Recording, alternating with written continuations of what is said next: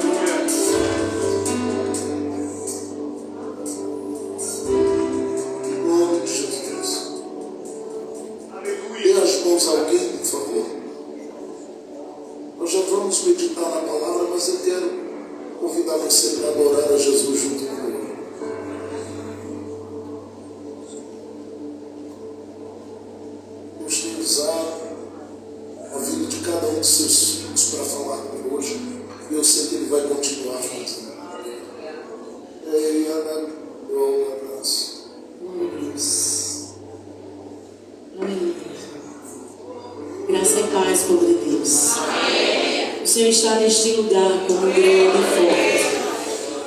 Já conseguimos sentir a presença dele neste lugar. O salmista Davi, no Salmo 23, no verso 5, ele diz: prepara-me uma mesa perante os meus inimigos, unges minha cabeça com óleo e o meu cálice transborda. E nessa noite o Senhor preparou uma mesa para você neste lugar.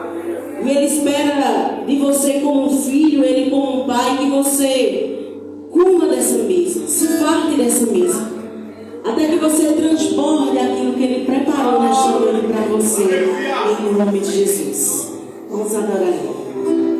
Pelo mundo eu fui rejeitado, mas por ti fui encontrado, fui recebido como um convidado. Aleluia. Ganhei lugar na mesa, desfrutei de um banquete, saciei a minha fome.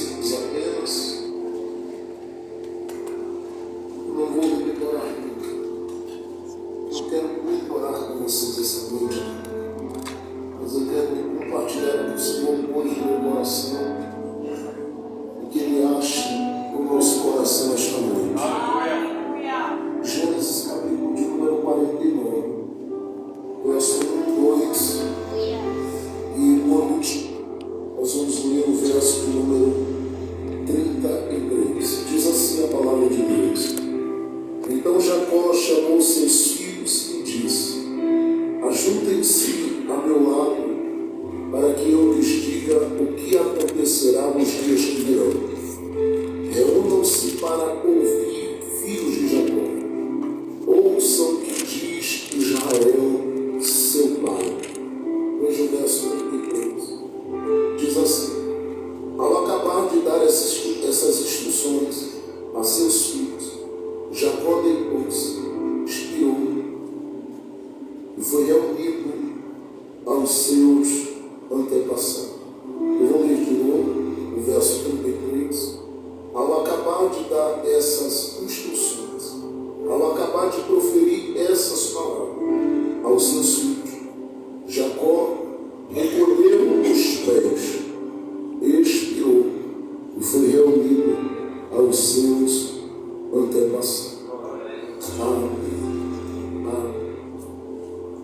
A palavra que eu quero trazer para vocês hoje é família, um novo tempo antes de recolher os pés. Família, um novo tempo antes de recolher os pés. Diga comigo assim, diga comigo bem forte, diga comigo: o que vem depois será melhor. Diga bem forte: o que vem depois será melhor.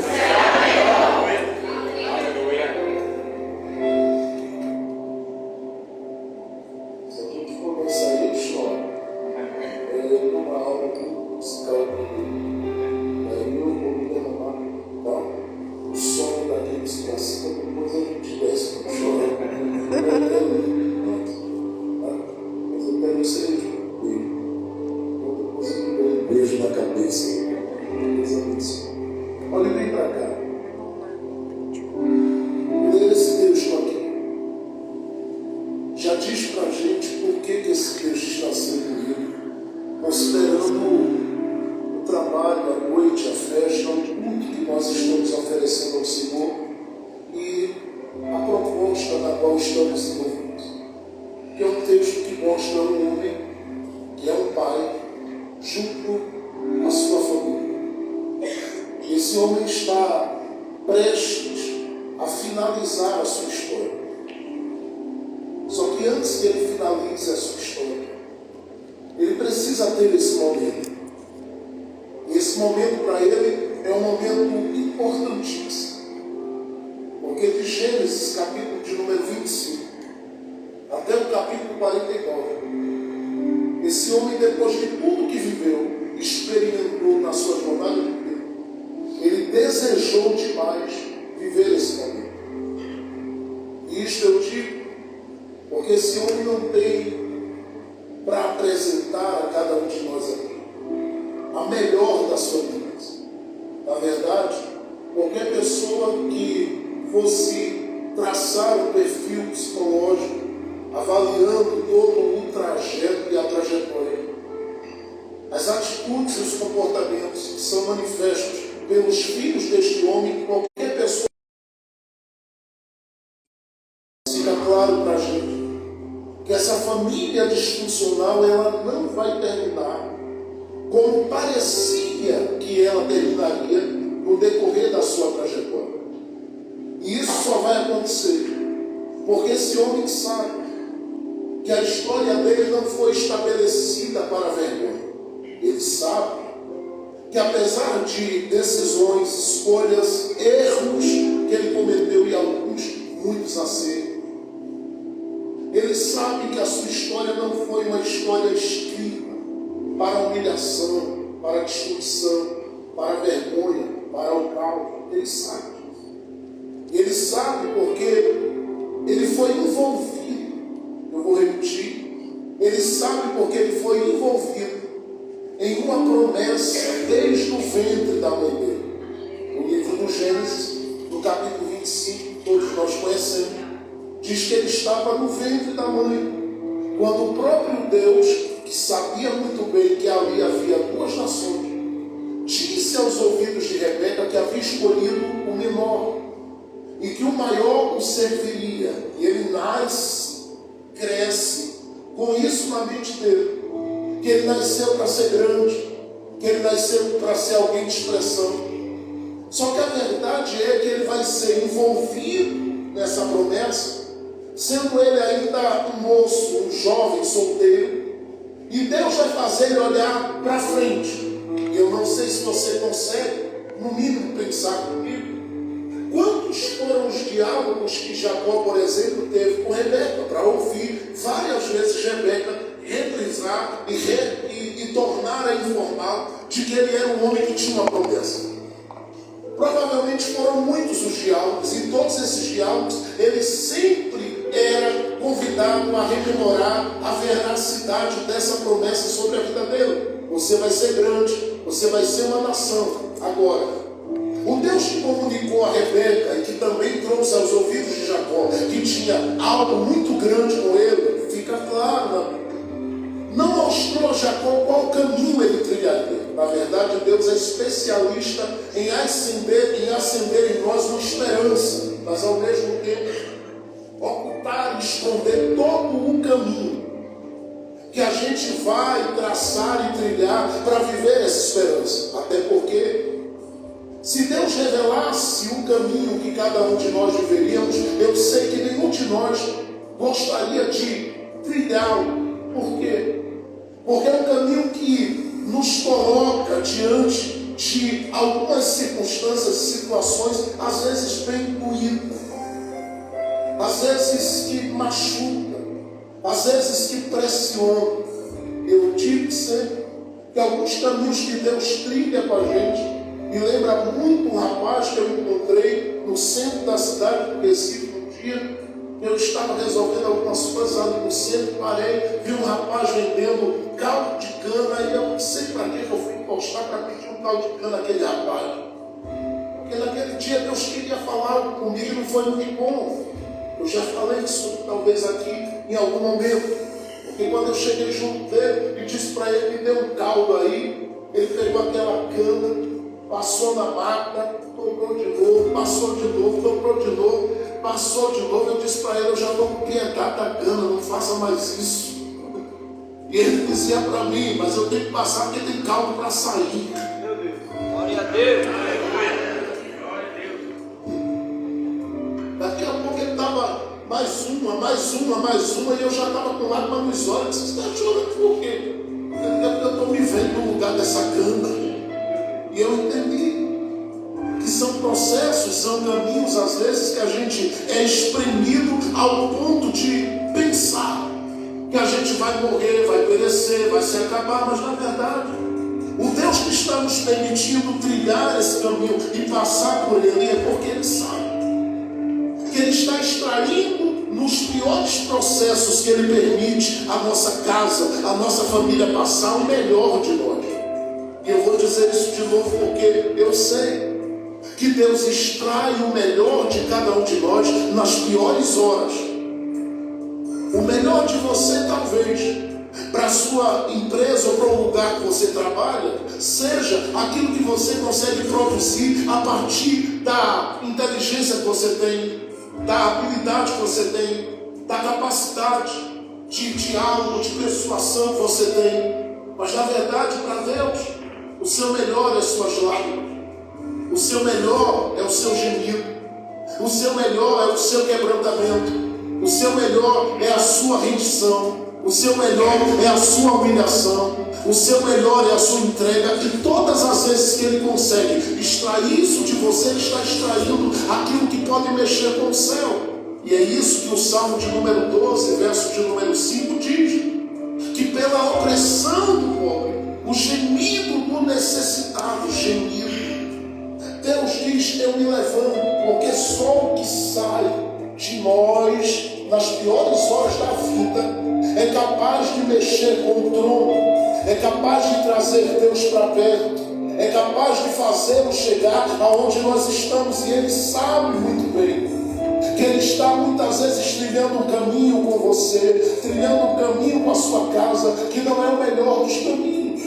mas é o caminho que ele está simplesmente extraindo de você o que você tem de melhor. Jacó, ele ouve promessas, sabe das promessas, sabe que o caminho até as promessas é um caminho longo, mas não tem noção do que ele vai viver e do que ele vai experimentar.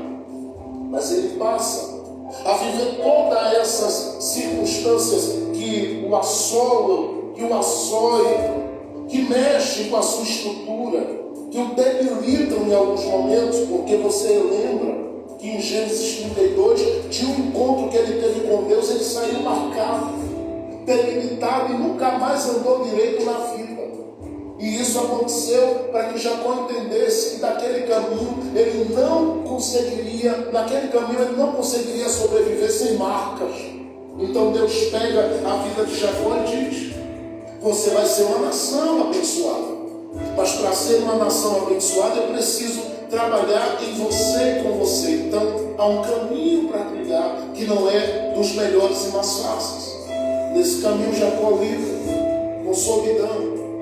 Nesse caminho Jacó lida com a realidade de estar distante da sua casa, do seu habitat. Nesse caminho Jacó lida com conflitos internos tão profundos que ele chega ao ponto de entender que era possível dormir com uma cabeça numa pedra, como está em Gênesis 28. Nesse caminho ele vai lidando com questões que o deixam um tanto confuso, sem entender.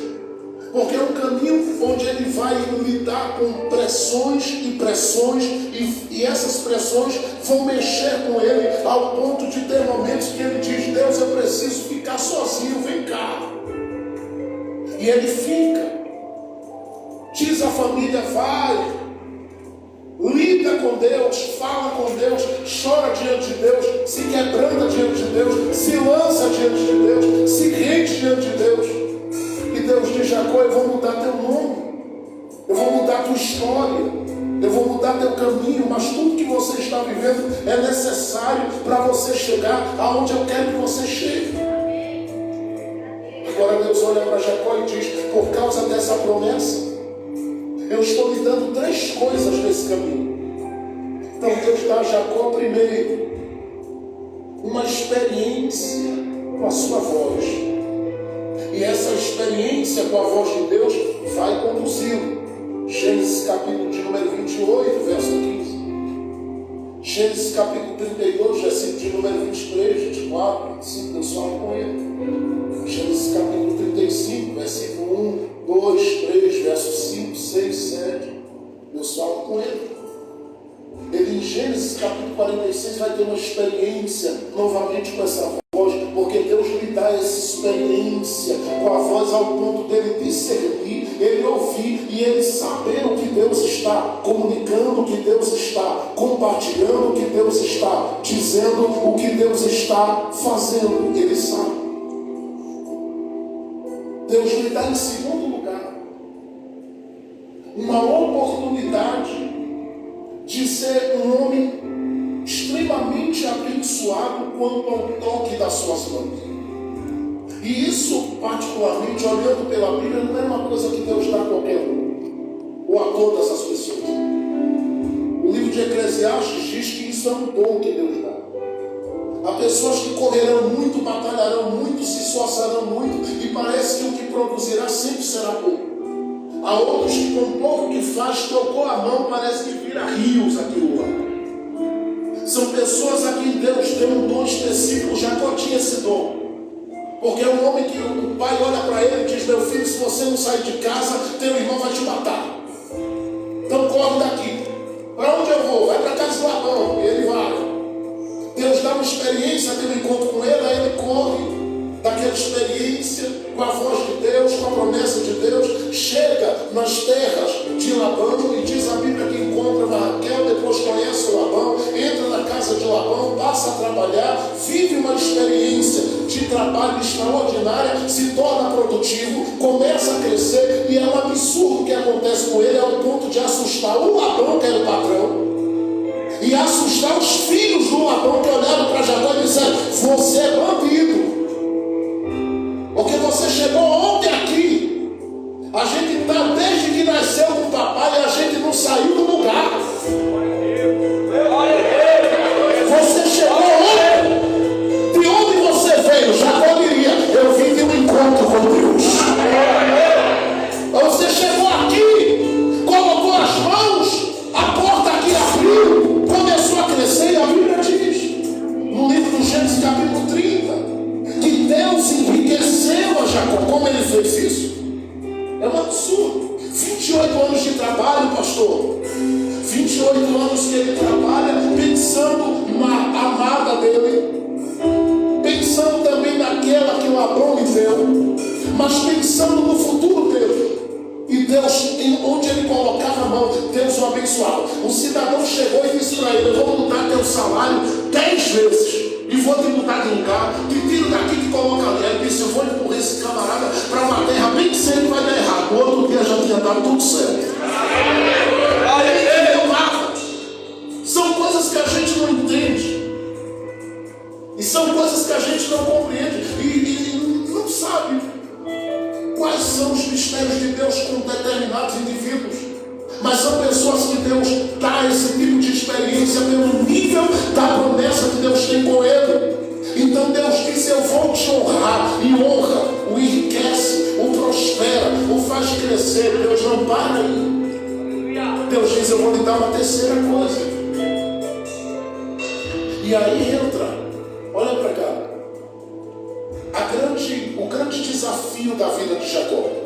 Porque Deus diz: eu vou te dar uma terceira coisa. Você está vendo o que é que eu estou acrescentando à sua vida? Ah, Senhor, tu está me honrando aqui, inteligente, achando que não é o Senhor, mas é o Senhor na minha vida. Pois bem, Jacó, eu vou te dar uma família. Então Deus dá a oportunidade. Olha o desafio de Jacó estar envolvido num ambiente onde tem 4 fontes maternas. Porque ele tem a Raquel do lado, a Lia do outro. Fora isso, tem as 2 servas que vão ser colocadas na história. São 4 fontes maternas que dará a Jacó uma geração de filhos. Eu digo uma geração porque a promessa não parava nos filhos. Ela ia muito além. Jacó, diz a Bíblia, vê esses filhos nascerem. O texto de Gênesis capítulo 30 coloca diante da gente o relatório, quem são e quais os nomes desses filhos. De onde eles vêm. Quando esses meninos começam a nascer, Jacó começa a perceber que ele tem um desafio muito grande. Por quê? Porque Deus começou a abrir a porta da geração de Jacó por Lia. E Lia não era aquela que em primeiro plano era a amada, mas ela era honrada. Diga, honrada. É interessante isso, porque parece que amor e honra estão ligados, mas às vezes não. Lia vive honra, mas sem amor. E ela diz: em nome da honra que eu estou oferecendo, que eu estou recebendo, eu vou alcançar o amor. E ela luta, e ela diz: eu vou gerar mais filhos. Vou gerar mais filhos. Cada beijo que Jacó dava em Lia, Lia dizia: mas o Jacó disse: o sangue de Jesus tem poder, sem Jesus nem aparecer ainda para ele. Porque ela gerava.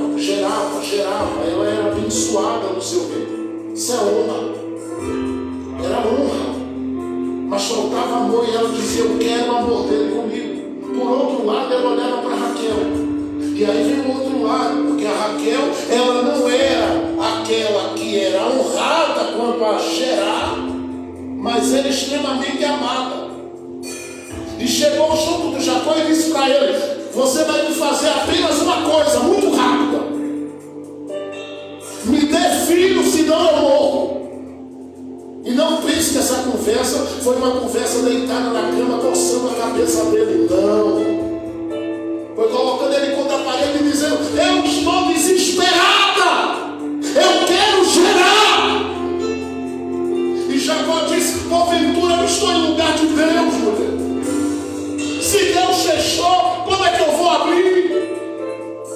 Glória a Deus. Você percebe para onde ia o desafio de Jacó? Enquanto uma precisava que ele fosse um veículo para abrir uma porta, a outra estava querendo que ele desse dele o que não estava direcionado para ela. Só que quando os filhos começam a crescer, Jacó dá uma olhada e diz: meu Deus, o Senhor abençoou Raquel. E Raquel tem um filho chamado José. Glória a Deus. Depois vai ter o Benjamim lá no capítulo 35 do Gênesis. Só que o Benjamim, ele vai levar a mãe à morte. E Jacó vai viver dentro desse contexto, primeiro da disputa que envolve essas fontes maternas. Segundo, ele vai viver diante das expectativas de quem quer alcançar e viver alguma coisa, mas as coisas parecem não acontecer. E ele não tem resposta para isso.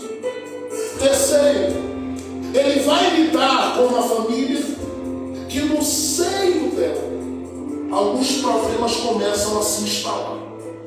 E por incrível que pareça, o que eu vou dizer para você agora, você vai dizer: não, pastor, isso não pode ser um patriarca. Porque todo mundo que olha para Jacó pensa na apresentação de Deus para Moisés: eu sou o Deus de Abraão, de Isaac e de Jacó. Mas quando a gente olha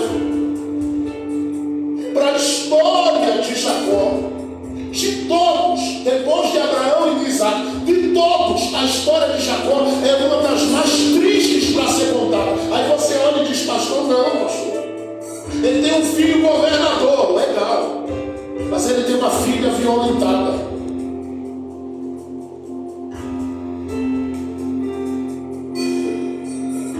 Enquanto o mundo está em fome, pastor Jefferson, Jacó vai ter a mesa farta porque o filho dele é quem tem a chave do celeiro, legal. Mas ele tem um filho que deitou com uma das mulheres dele.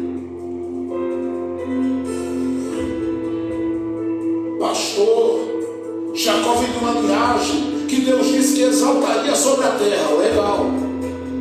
Mas por outro lado, quando ele olha para a família, ele lembra que tem filhos assassinos.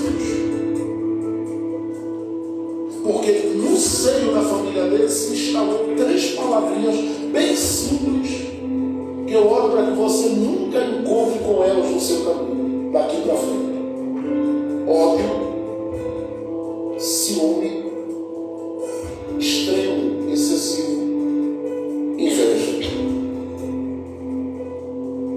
Você imagina que café da manhã gostoso. Você vai entender o que eu digo isso. Que café da manhã gostoso na casa de Jacó. Jacó se assenta à mesa com os filhos, porque era costume. Olha para todos eles e diz assim: gente, vem cá. Bom dia. Shalom para vocês. E ninguém responde amém nem nada. Porque quando ele olha para o Rubem que está aqui, o Rubem odeia quem está ali do lado dele. Aí você diz: por que isso? Simplesmente porque no capítulo 37 do Gênesis diz que ele foi lá, preparou uma túnica de várias cores, colocou sobre um filho chamado José, e diz a Bíblia que ele gostava muito de José, porque era uma boa memória que ele tinha de Raquel, a amada. Aí ele olha para os filhos que estão aqui, os filhos: meus filhos, por que vocês estão com essa cara? Ninguém responde nada, mas dá para perceber, porque onde há ódio, isso transpira, a gente sente. Onde há inveja, a gente sente. Onde há ciúme, sabe, daquele que leva ao ponto de matar, a gente sente. Jacó está lidando com tudo isso dentro de um ambiente. Ciúme na mesa dele, ódio na mesa dele, inveja na mesa dele. Ele não tem como dar um grito para ninguém. Porque se ele vai dar um grito para alguém olha para ele e diz assim: mas papai, o senhor já contou para a gente que o senhor fez um mal muito grande à sua casa, quando o senhor simplesmente foi lá e enganou seu pai.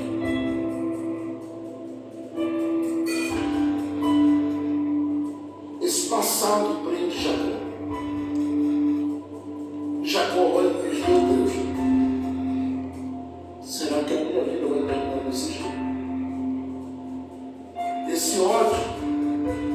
vai ser manifesto.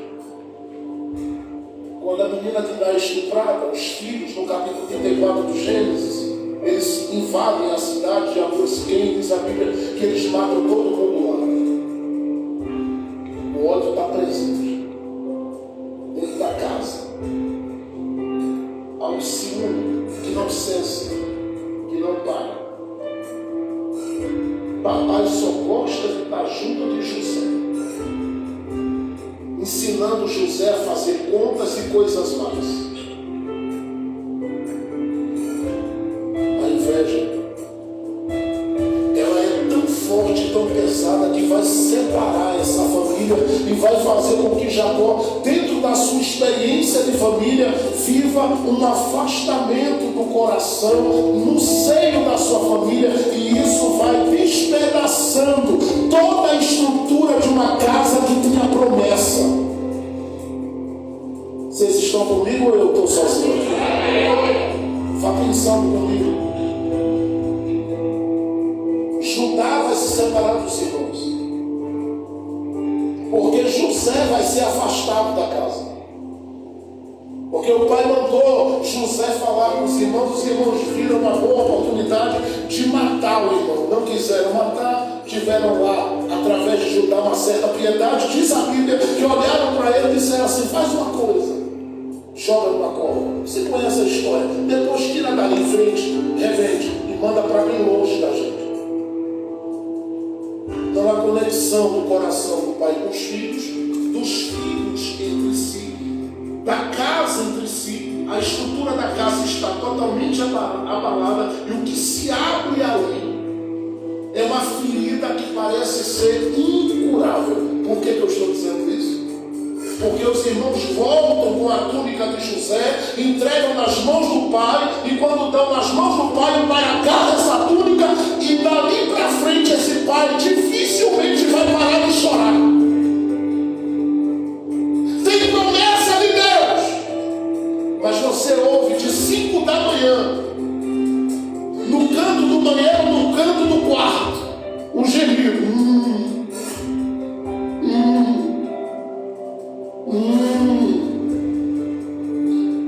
É a saudade. José se foi. Ele não tem mais prazer no café, tem promessa. Ele não tem mais prazer na mesa, tem promessa. Vocês estão aí? Eu sei que vocês estão aí. Só para não perder vocês. Ele tem promessa. Mas você não vê, depois que José sai de cena, ele chegando e colocando as mãos sobre os filhos e abençoando ninguém. Você leu isso? Não. Eu li mais de 200 vezes. Voltei, anotei, marquei tudo que era versículo, fiquei me perguntando: por que ele não está abençoando ninguém? O coração não consegue. Porque a ruptura que se abriu com o afastamento de José foi tão grande que tirou Judá de perto dele, que era alguém que ele tinha grande esperança. Afastou o Rúben do coração dele, fez o Rúben ficar tão afastado ao ponto de deitar com a mulher do pai. Era uma situação de família que quem olhava para ela dizia: eu já sei o final disso aí. É uma família envergonhada, uma família machucada, uma família arrasada, uma família quebrada, que não vai responder às expectativas de Deus. E olha que essas expectativas de Deus, elas eram antigas. Vem desde Gênesis 15, lá de Abraão, Deus dizendo: o futuro dessa família vai ser lindo. A pergunta é: como? Se os corações não estão conectados,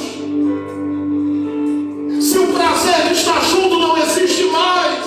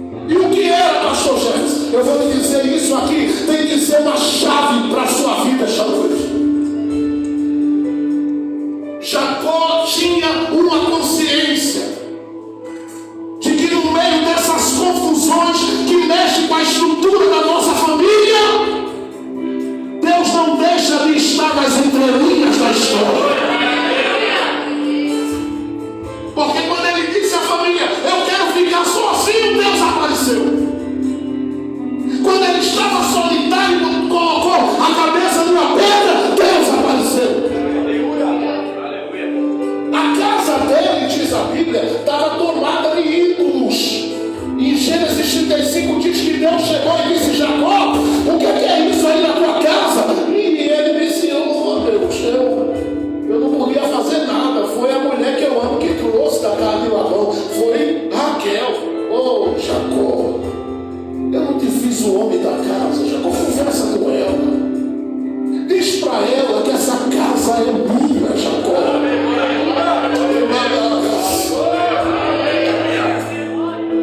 Só que ele olha e diz: o que é que o senhor quer que eu faça? Deus diz: tira os ídolos da casa e deixa a casa limpa. O senhor vai entrar hoje aqui? Ele disse: hoje não. Primeiro limpe a casa. Volte para Betel, onde a gente começou. E se eu tiver voltar de novo, se prepare. Eu vou falar para você o que eu lhe falei no começo da sua caminhada, que as minhas promessas estão de pé na história da sua família. E Deus fez promessas e disse para ele, e eu vou profetizar aqui para alguém receber: abra suas mãos e levante bem alto, por favor. Mas antes, dá um grito de glória a Deus aqui. Segure suas mãos. Deus disse: Jacó, você voltou para o altar, virou os ídolos de lá. E apesar da bagunça na casa, apesar dos problemas do casamento, apesar das lutas da família, apesar das guerras da família, você voltou para o altar, acreditando que eu ainda estou nele, mas eu tenho a palavra para te dar. Eu vou te multiplicar, eu vou te abençoar, eu vou te honrar nesta terra, Jacó. Eu farei o meu nome ser engrandecido na tua história. Veja as suas mãos bem alto, bem forte, com as mãos levantadas como você está. Eu quero que você abra a boca por um minuto e agradeça a Deus, porque apesar de algumas coisas parecerem estarem fora do lugar, apesar da ferida que se abriu lá, apesar da tristeza que se instalou lá, apesar dos problemas que se ergueram lá, Deus manda te dizer: aquela casa ainda é minha. Eu vou dizer de novo: aquela casa ainda é minha, diz o Senhor. Eu moverei a minha mão naquele lugar. Vou abençoar a tua casa ainda, porque os meus planos não caíram por terra. Receba esta palavra. Segure a mão de alguém, por favor. Segure a mão de alguém. Diga para ele: esta é a palavra de Deus para a sua vida. Ele ainda está no meio dessa história. Diga para ele e para ela assim, baixado e alto. Isso. Segura bem baixinho agora. Diga para ele, baixado, alto e com autoridade. Diga: filhos podem estar feridos. O casamento pode estar ferido. A casa pode estar ferida. Diga: mas Deus ainda está nas entrelinhas da história. Diga: se Ele não perdeu o controle nem de uma vírgula desse negócio. Diga assim: o que Ele começou com a sua casa, Ele vai concluir.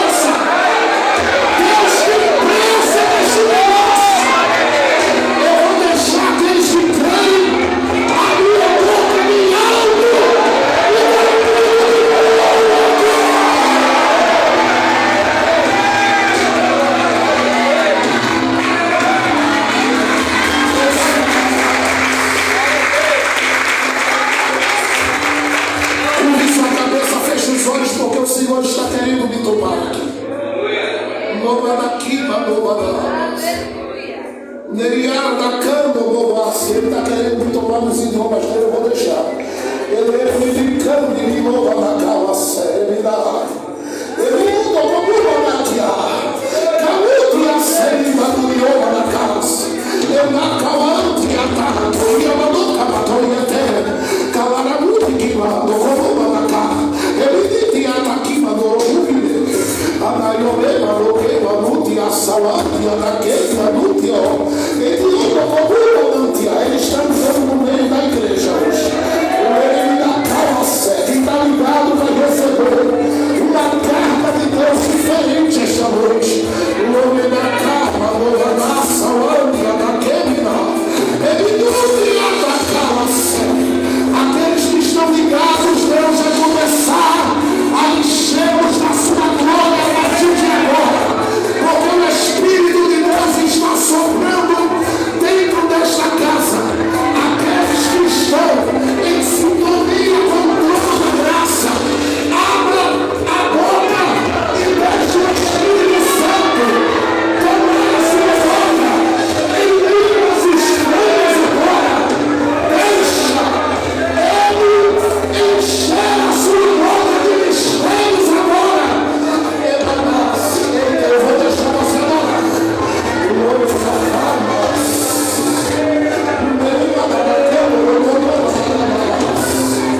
Pode abrir a boca. Pode abrir a boca. Enquanto ele fura a bateria aqui, abre a boca.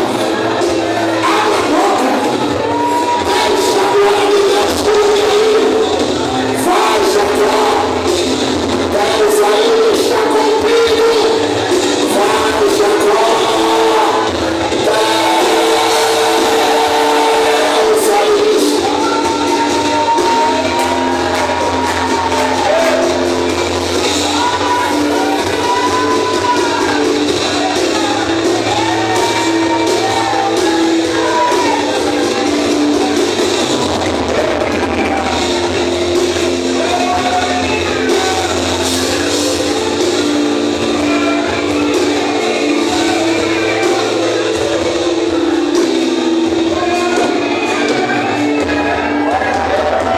Abre a boca para receber o que Deus está dando.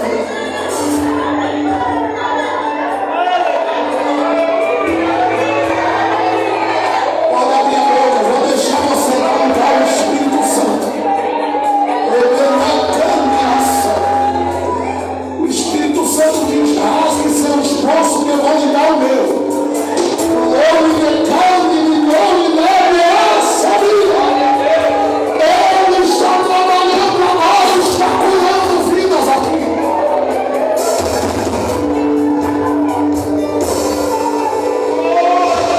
Se puder, abre só um pouquinho mais o retorno. Só o retorno aqui, mais um pouquinho. Abra a boca. Só um pouquinho. Abra a boca. Glória a Deus. Ele abre a cara, ele vai a graça. Ele anda caminhando na raça. Dentro de alguns segundos, a nuvem da glória de Deus vai descer sobre este lugar. E o Senhor começa a estabelecer sobre a vida dos seus filhos e filhas.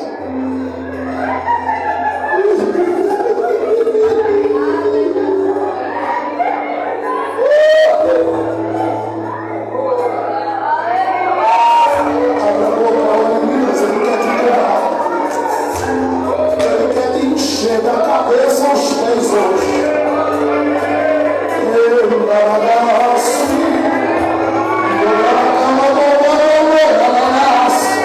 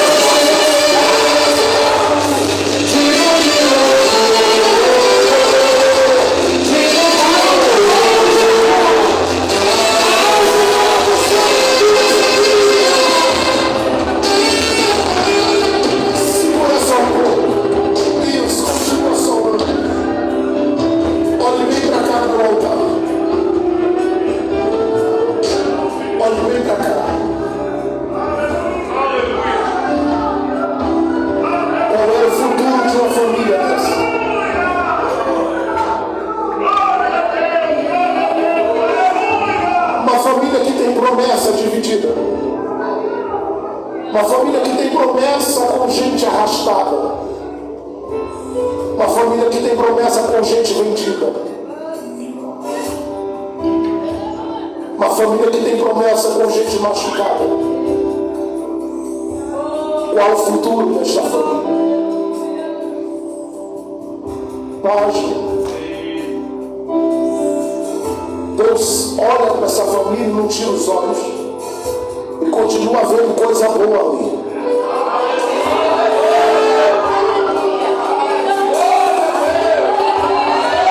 Se você me perguntar o que ele está vendo, eu não sei.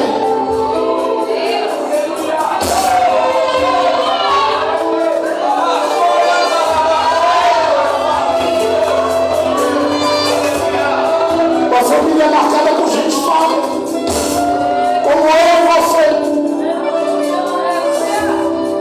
Uma família com lutas como a minha e a sua.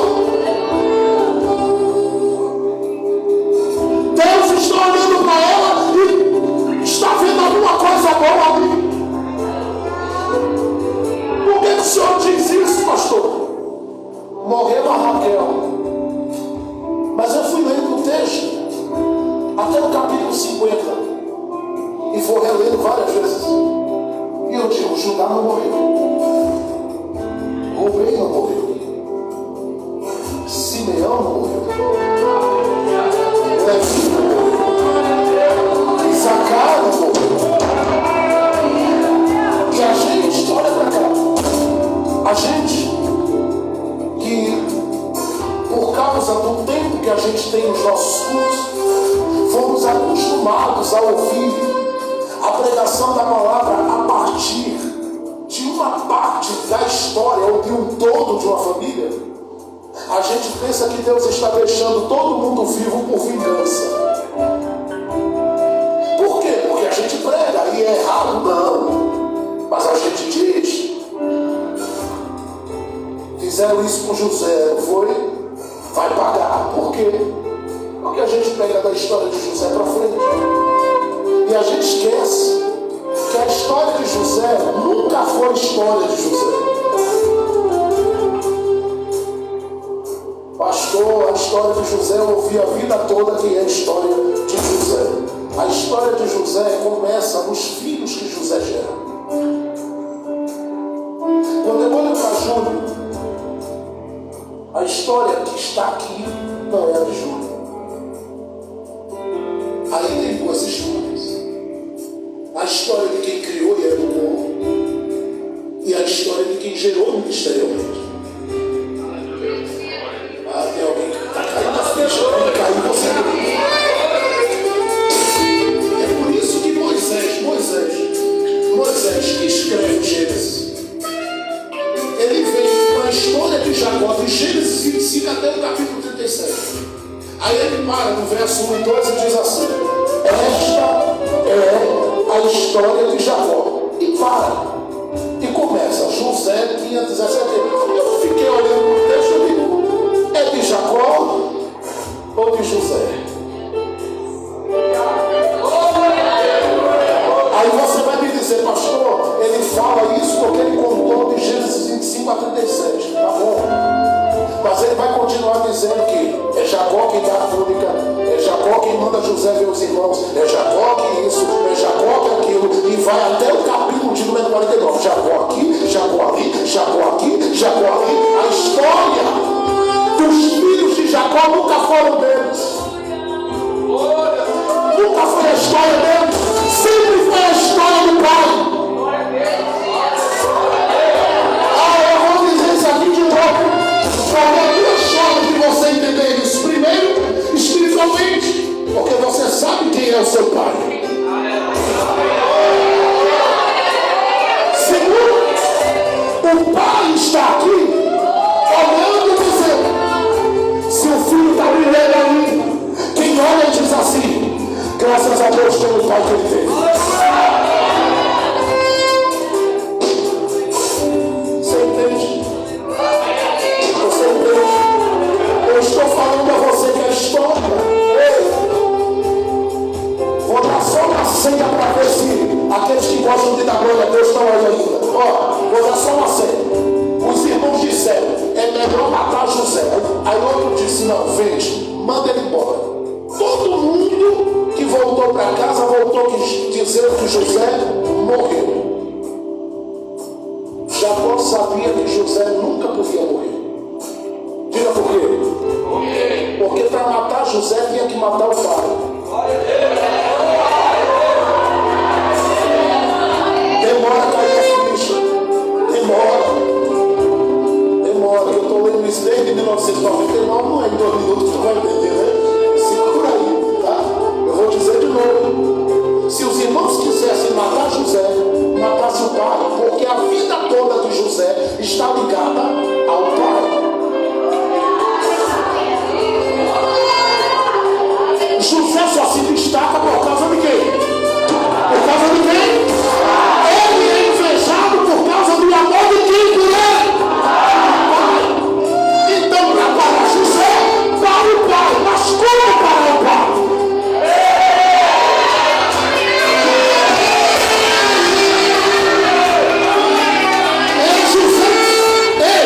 José na casa de Potifar sendo caluniado, o pai agarrado com a túnica dele, chorando e dizendo: José,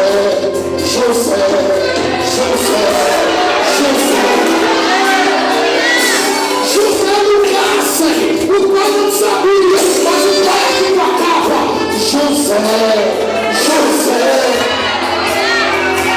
E aqui eu estou dizendo que a história das nossas vidas, ela não vai se encerrar como está sendo vista, porque os que avaliaram, e eu vou lhe dizer uma coisa aqui, e é séria, já termino, mas quem está comigo dê glória a Deus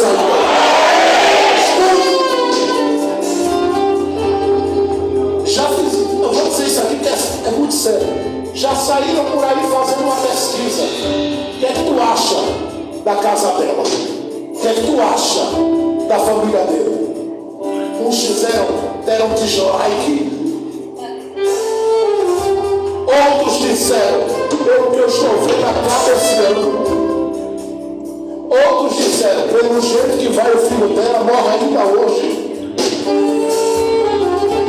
Só que para sua casa morrer, você não pode estar vivo. Porque tudo que acontece lá é por causa do que Deus depositou ali. Se Deus depositou algo ali dentro, eu quero declarar na noite de hoje: ninguém vai decretar a falência aonde ainda há uma promessa de Deus sobre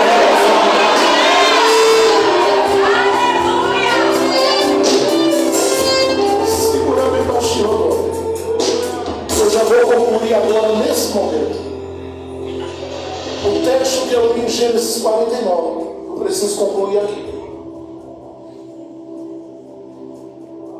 Eu pergunto para você: ele mostra a família de Jacó toda sepultada, sim ou não? Diga não. Vou perguntar de novo. O texto de Gênesis 49 que lê mostra a família de Jacó toda sepultada, sim ou não? Porque enquanto Jacó está vivo, a casa está viva.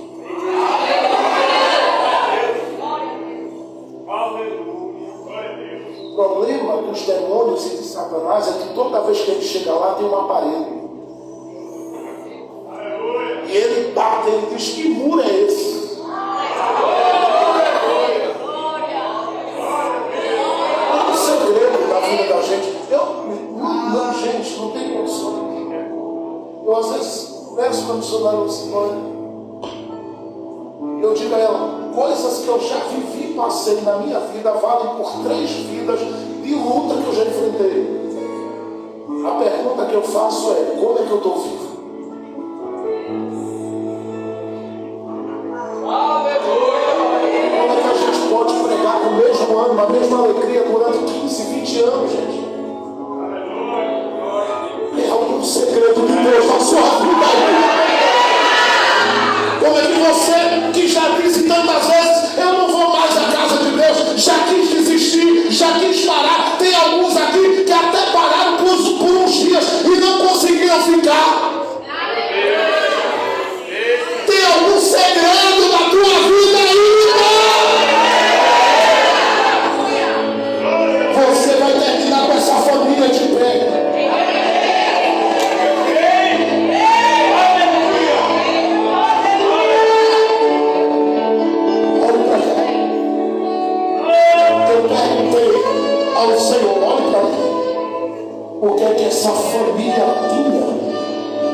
além dos problemas, além das promessas, além de um homem que não desiste de ninguém.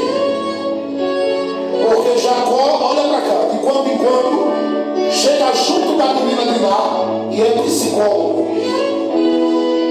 Outra hora ele chega junto de Judá e ele é um instrumento de consolação, ele é amigo.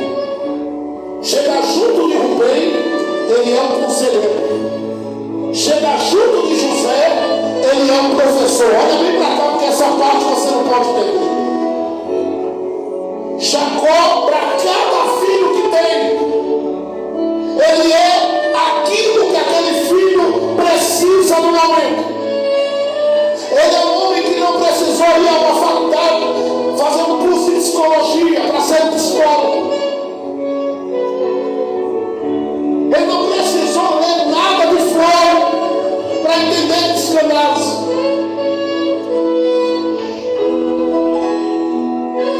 Ele é um conselheiro na família. Trabalha as emoções dos filhos. É por isso que quando ele chega no Egito, encontrou José, alegria, teve um encontro maravilhoso. Quando ele chega no Egito, olha para cá. Antes de morrer, diga bem alto, antes de morrer. Mas fala forte, toda a igreja, 1, 2, 3. Antes de morrer. Antes de morrer. A Bíblia diz assim: e Jacó juntou todos os filhos. Gente, por favor.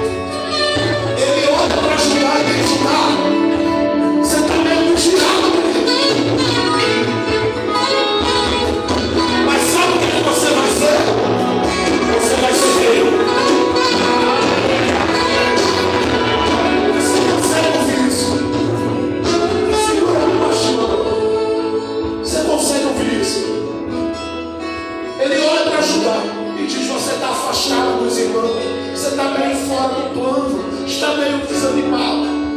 Mas deixa eu dizer uma coisa: o cetro não se arredará de você. Você vai ser.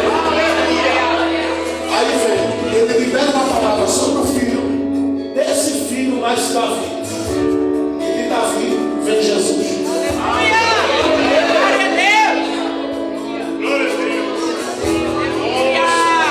Mas aí não. Ele olhou para Levi e disse: olha, tem um segredo na sua vida que eu não vou entrar. Nem na sua, nem na de Simeão. Aí saiu. Aí o segredo ficou guardado. Foi revelado lá na frente. Nos dias de Moisés, quando Moisés, que é da tribo de Levi, é levantado por Deus para libertar a nação. Eu pergunto: cadê a casa que estava para dar errado?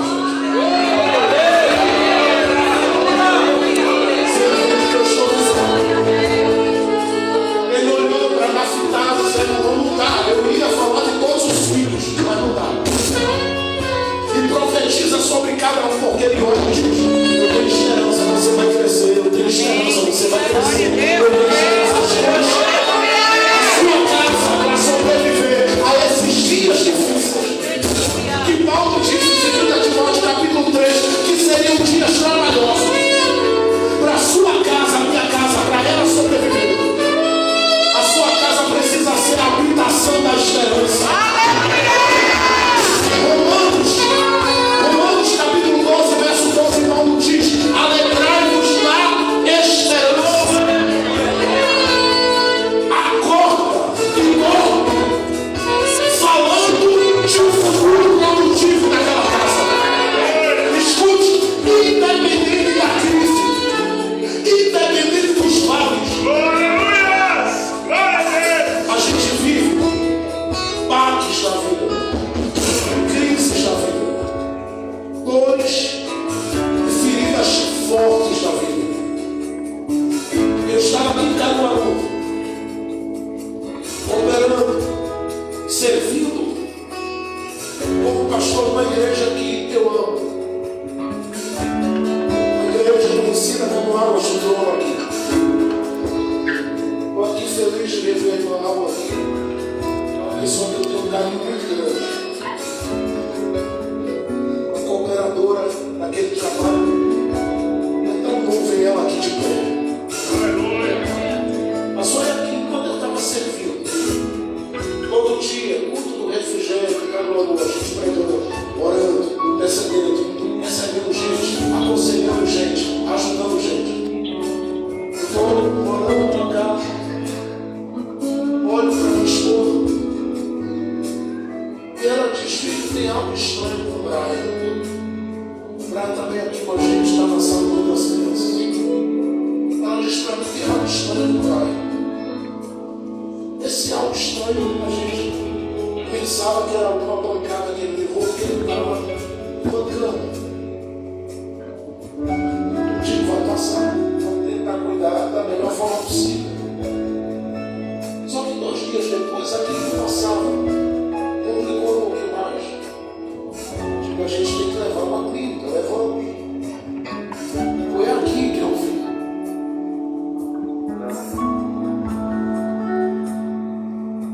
Dentro da cidade de Caruaru, quando eu estava pregando, servindo, orando, o médico chegar e dizer para mim: ó, aqui você e sua esposa, vocês estão olhando essa tela do computador aqui. Isso aqui são os ossos do seu filho. E desses ossos do seu filho aqui, está cheio de tumores, pai.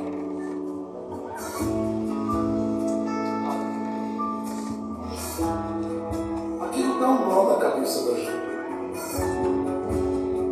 Porque você projeta, sonha e gera para a saúde. A gente nunca inclui alguma alteração no caminho. Mas o script não estava na minha mão nesse dia. Estava nas mãos daquele que, além da xerox da minha vida, tem a original. Além da xerox da vida da missionária Lucivânia, Ele tem a original. E ele decidiu, durante esse período de tempo que a gente está vivendo até hoje, provar a gente dessa forma.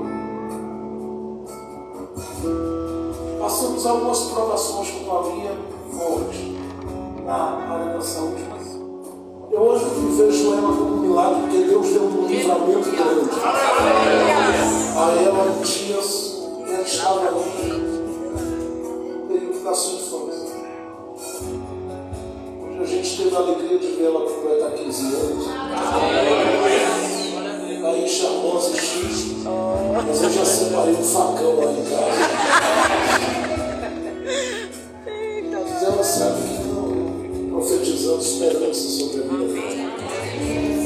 Porque tem que profetizar esperança. Só que no meu coração, na minha alma, esse processo do Brian, porque você olha para ele e você diz, esse menino, se você passar a mão nos ossos dele, os tumores estão lá. Eu pregando em congressos, pregando em cruzadas, andando pelo Brasil, não parando, às vezes pregando 30 dias seguidos. As pessoas dizendo, é tão bom estar com o Senhor, pastor. E alguém me viu sorrindo um dia e disse, o Senhor parece que não passa uma luta. Eu disse, eu estou com a cara de que não passa mesmo. Por quê? Porque eu entendi que isso não é o que rege, não é o momento, não é a prova, não é a luta, não é a enfermidade. O que está sobre a minha vida é maior do que a enfermidade. É a promessa de Deus. O que está sobre a minha casa é maior do que a enfermidade. É a promessa de Deus. Eu creio muito. Porque faz um tempo esse processo, o que havia de decreto zero, vai ficar paralisado, vai ficar assim, vai ficar desse jeito. Mas ele está aí andando. Se você me perguntar como, eu não sei. Aleluia! Um dia a mãe estava cantando no público, foi para uma bateria do nada, sem ter uma bateria em casa, começou a tocar e acompanhar a mãe. Eu disse, que é isso, mano? Aí eu sei que eu estava vendo Dallas cantando e o Aposan tocando bateria. E eu fiquei só olhando para ele assim, eu disse, eu vou tentar. Como é que ele conseguiu tocar acompanhando a música daquele jeito? Depois começou a pegar meus livros em casa e fazer de material. Eu não gostei muito não. Mas ele está andando, está de pé, eu olho para ele, de praia. Às vezes as notícias que vão chegando não são as melhores. Porque eu faço isso, eu tento firmar os pés dele no chão da realidade. Mas ao mesmo tempo, eu tenho a missão de levar a cabeça dele para o céu. Então eu olho para ele e tenho dito, a sua vida está nas mãos de quem pode fazer. Quando eu estou dando esse testemunho aqui, a maior parte dos meus colegas que pregam diz assim, você conta a sua vida, suas experiências, suas dores. Eu digo, e o que é que eu sou no mundo, senão um homem que carrega o que todo mundo carrega?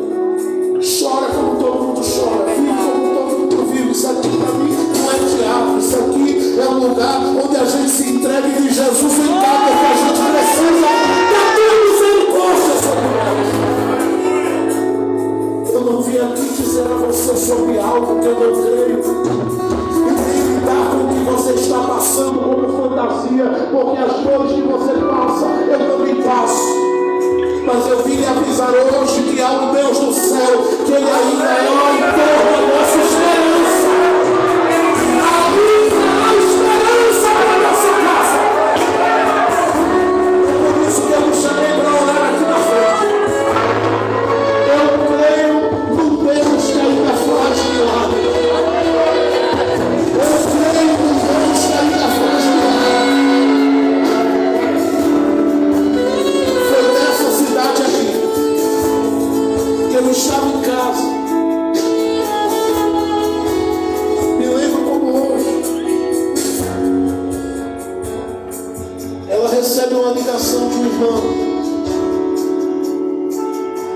A irmã diz: pastor, o senhor está em casa. O senhor não era o pastor, está em casa.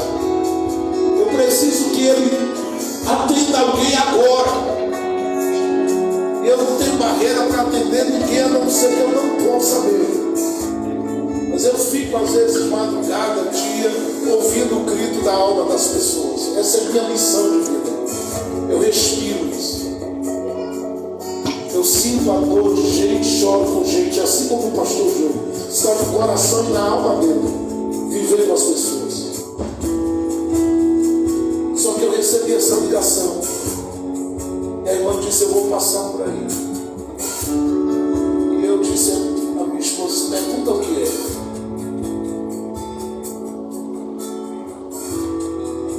A irmã não quis dizer.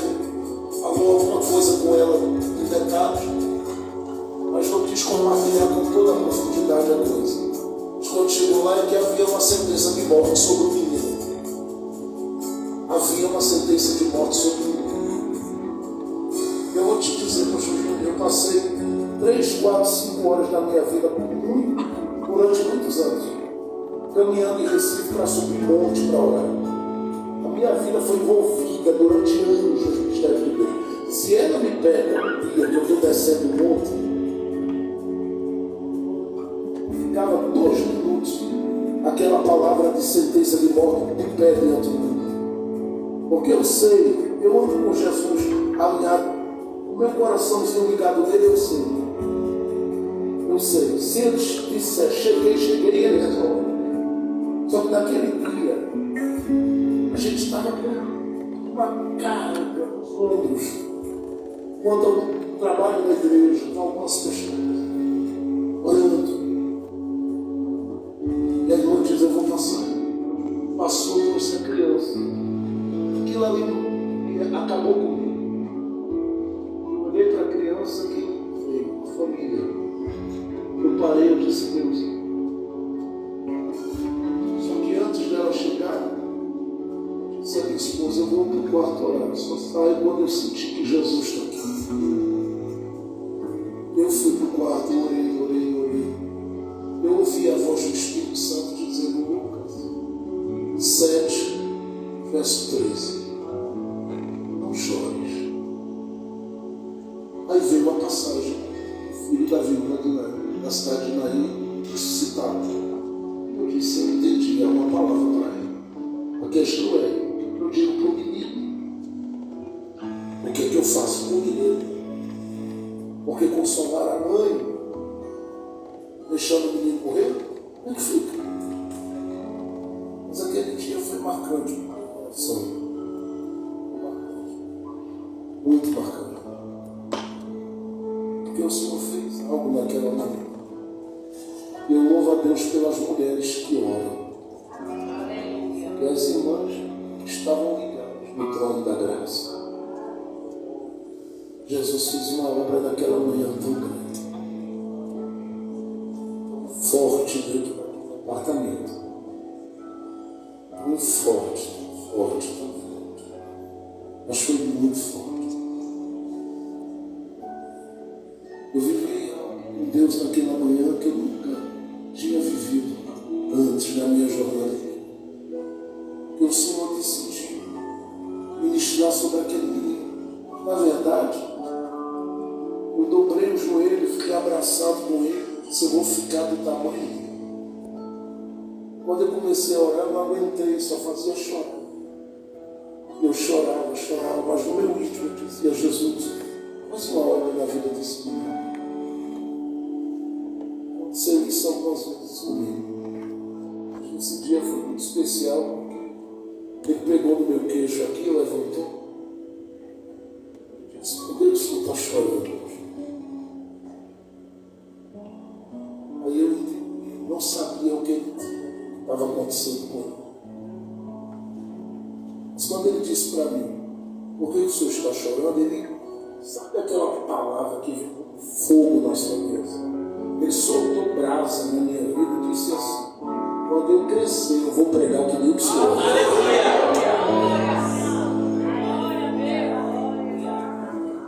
Sei que tinha 6 meses. 6 meses se passaram, já afastei. Aleluia. Jesus ainda está cuidando de gente. Glória a Deus. Aleluia. Deus reservou essa cidade para ser palco de milagres. E Deus vai fazer muitos milagres no meio de famílias aqui. Eu vou pedir que você me dê só 10 minutos para que a gente ore junto aqui nesse momento. Porque não será uma simples ou um momento apenas de oração. Nós vamos clamar pela sua casa aqui hoje. Alguém está feliz por estar aqui esta noite? Diga comigo assim: eu creio que há futuro para minha família. Diga comigo: eu tenho esperança que a minha casa será muito abençoada ainda. E ela vai ser porque Deus será glorificado nela. Se você puder ter as mãos a alguém, vamos orar nesse momento. Porque eu estou sentindo aqui o que eu senti naquela manhã, enquanto orávamos por aquele menino. Deus fez um milagre.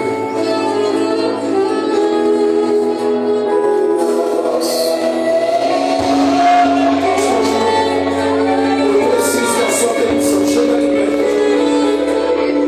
Eu queria convidar mais obreiros que estão aqui. Eu queria pedir a sua permissão para convidá-los aqui no altar. Todos que estiverem aqui, obreiros. Se você é líder de algum departamento, trabalha em alguma área, venha para cá. Intercessores.